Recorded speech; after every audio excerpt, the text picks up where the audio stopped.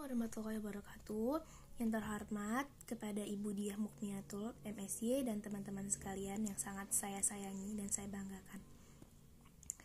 Di sini kami dari kelompok 4 yang beranggotakan saya sendiri Fatia Anissa dengan NPM 251030343 dan dua rekan saya yaitu Anggistia Yulian dengan NPM 251030263 dan Dian Safitri dengan NPM 251030049. Di sini kami akan mempresentasikan hasil kerja kelompok kami yang berjudul pemindahan utang, huwalah, dan pinjaman dengan jaminan atau ran. Pertama-tama marilah kita panjatkan sholawat beriring salam kepada Nabi Muhammad SAW yang selalu kita nanti-nantikan syafaatnya di yaumil akhir kelak. Amin amin ya rabbal alamin. Baiklah kawan-kawan, marilah kita buka presentasi pada pagi hari ini dengan mengucap lapas basmalah. Bismillahirrahmanirrahim. Baiklah teman-teman semuanya, materi yang pertama akan disampaikan oleh Anggi Setia Yulian. Kepadanya saya persilahkan. Assalamualaikum warahmatullahi wabarakatuh. Perkenalkan, nama saya Anggi Setia Yulian, NPM 205103023. Bismillahirrahmanirrahim. Selaku pemateri pertama, marilah kita belajar bersama tentang pemindahan hutang atau hiwalah. Yang pertama ada pengertian hiwalah. Menurut bahasa, al-hawalah berasal dari kata at-tahawul yang artinya al-indikal, yaitu pemindahan atau pengalihan. Menurut Abdurrahman Al-Jazari berpendapat, al-hawalah secara bahasa yaitu pemindahan dari suatu tempat ke tempat yang lain. Sedangkan menurut istilah mazhab Hanafi, yaitu menurut Ibnu Abidin adalah pemindahan hutang dari tanggung jawab mukhil kepada pihak lain yang menjadi penanggungnya, yaitu muhal alai. Selanjutnya ada rukun dan syarat hiwalah. Rukun hiwalah yang pertama yaitu mukhil, artinya seseorang yang menghiwalahkan atau seseorang yang memindahkan hutangnya. Yang kedua, muthal, artinya seseorang yang dihiwalahkan, yaitu seseorang yang bersedia piutangnya dibayarkan oleh pihak ketiga.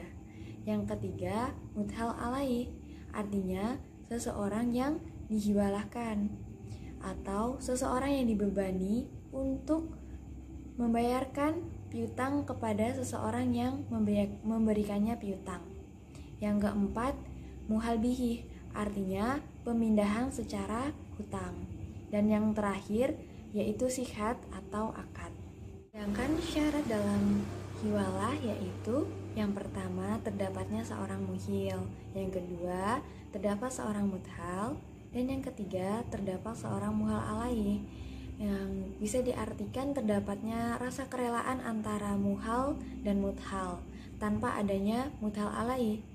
Artinya, jadi seseorang yang harus ikhlas itu adalah muthal dan muthil. Dan seorang muthal alai, walaupun dia tidak ikhlas, tidak akan membatalkan dalam perjanjian hiwalah. Dan yang keempat, utang atau muthal alai, artinya pemindahan yang merupakan hutang. Jadi adanya hutang muthal kepada muthal alai. Dan yang terakhir yaitu syarat syihah, artinya terpenuhinya ijab dan qabul. Selanjutnya yaitu beban mukhil setelah hiwalah.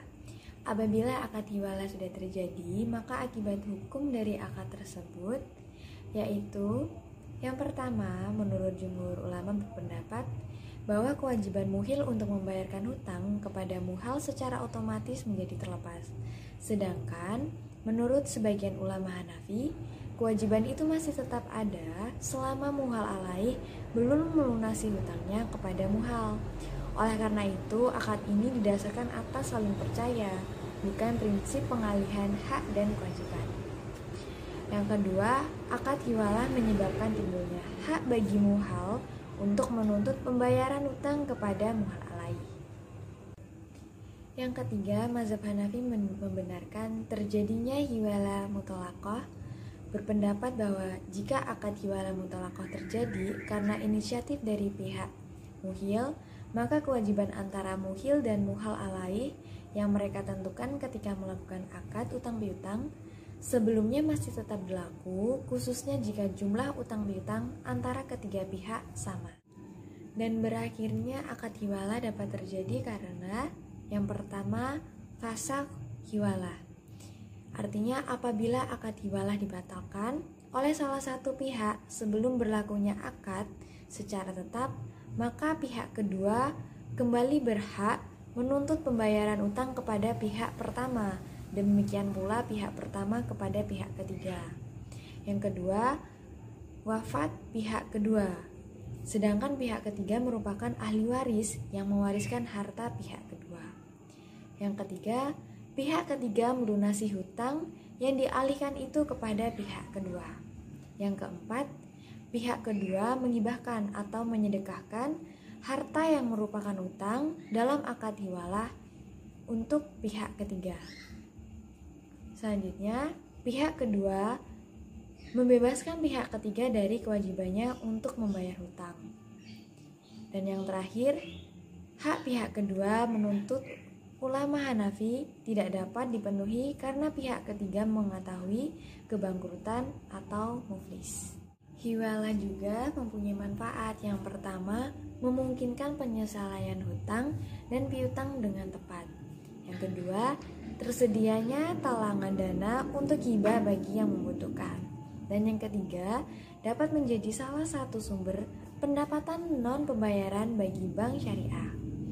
Demikian yang dapat saya paparkan. Selanjutnya akan dipaparkan oleh pemateri selanjutnya. Saya akhiri. Wassalamualaikum warahmatullahi wabarakatuh.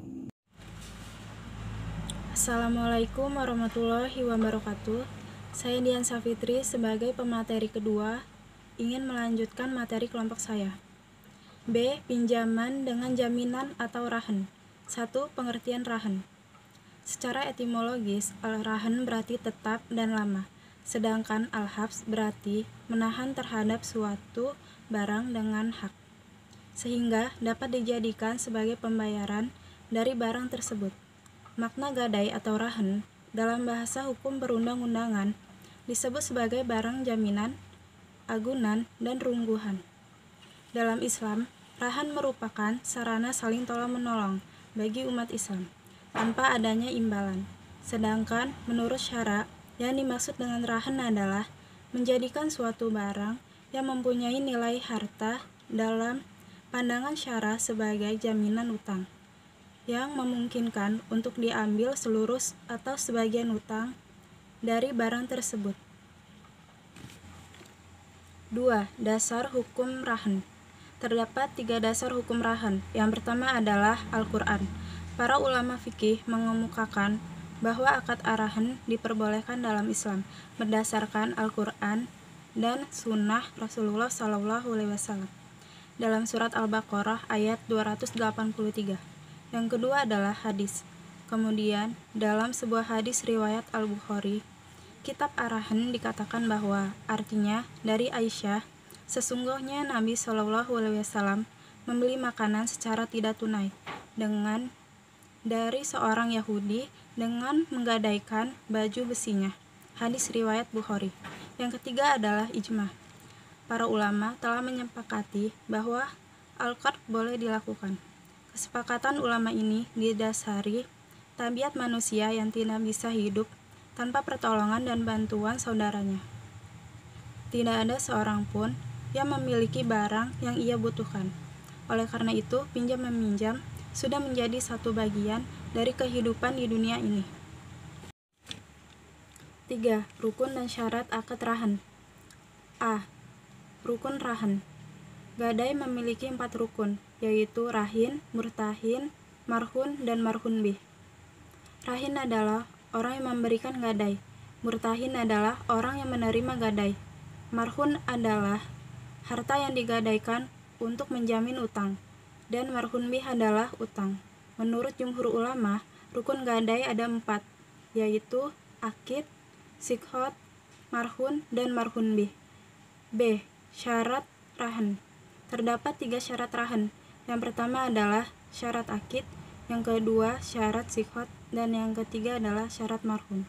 Sekian dari saya, terima kasih. Wassalamualaikum warahmatullahi wabarakatuh. Baiklah, yang selanjutnya ada pengambilan manfaat barang gadai. Pendapat para ulama Syafawiyah. Menurut ulama Syafiyah, seperti yang dikutip oleh Khuzaih, Yato, dan Hafiz Ashari, bahwa yang mempunyai hak atas manfaat gadai adalah pemberi gadai.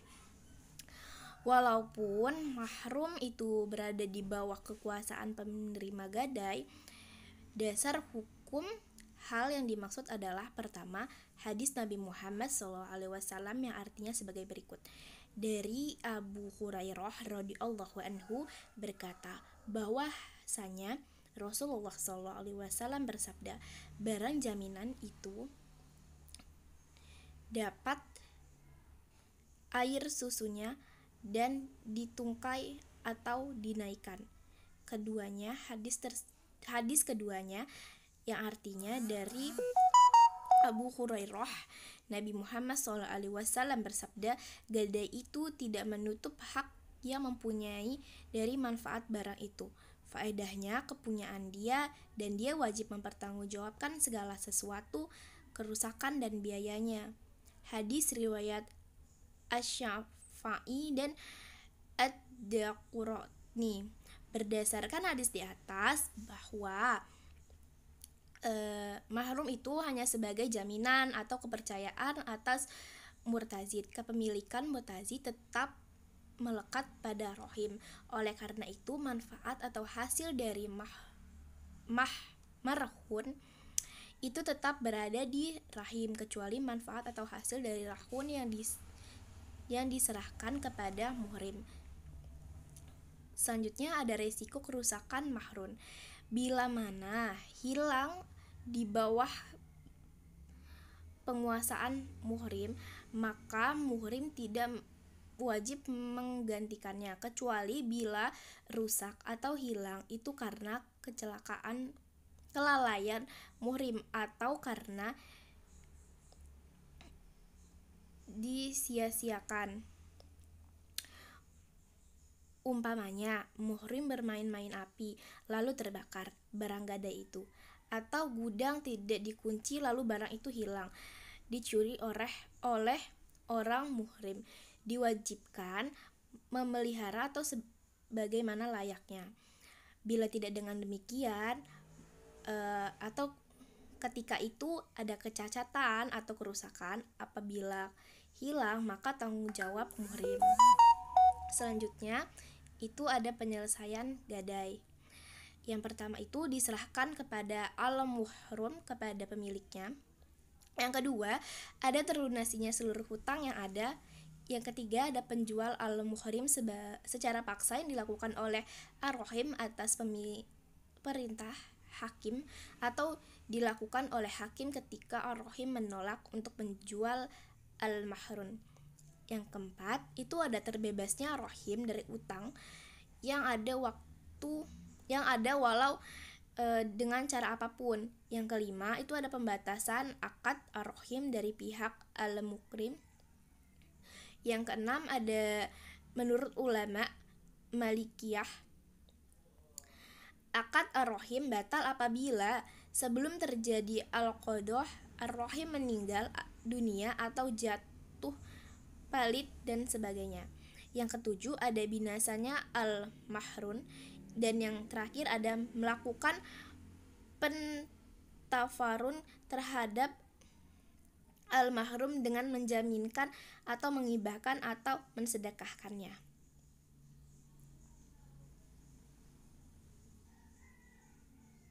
Yang ketujuh, ada riba dan gadai. Pada dasarnya, gadai merupakan kegiatan utang piutang yang murni sebagai sosial, namun hal ini hanya berlaku pada masa Rasulullah. Kenyataannya, banyak di pegadaian sudah bersifat komersional, artinya pegadaian harus memperoleh pendapatan guna menghasilkan biaya-biaya yang dikeluarkan, sehingga pegadaian wajib menambahkan sejumlah uang tertentu pada nasabah sebagai jasanya. Gadai yang saat ini dipraktikkan menunjukkan adanya beberapa hal yang dipandang berberatan dan mengarah kepada sesuatu persoalan riba yang dilarang oleh syara'. Riba terjadi apabila dalam akad gadai tertentu bahwa peminjam harus memberi tambahan sejumlah uang atau persentase penerima gadai. Hal ini lebih sering disebut dengan bunga gadai. Terima kasih. Sekian presentasi dari kami. Apabila banyak kekurangan, kami mohon maaf. Kepada Allah kami mohon ampun. Kami akhiri. Wabillahi taufiq wal hidayah. Wassalamualaikum warahmatullahi wabarakatuh. Terima kasih teman-teman semuanya.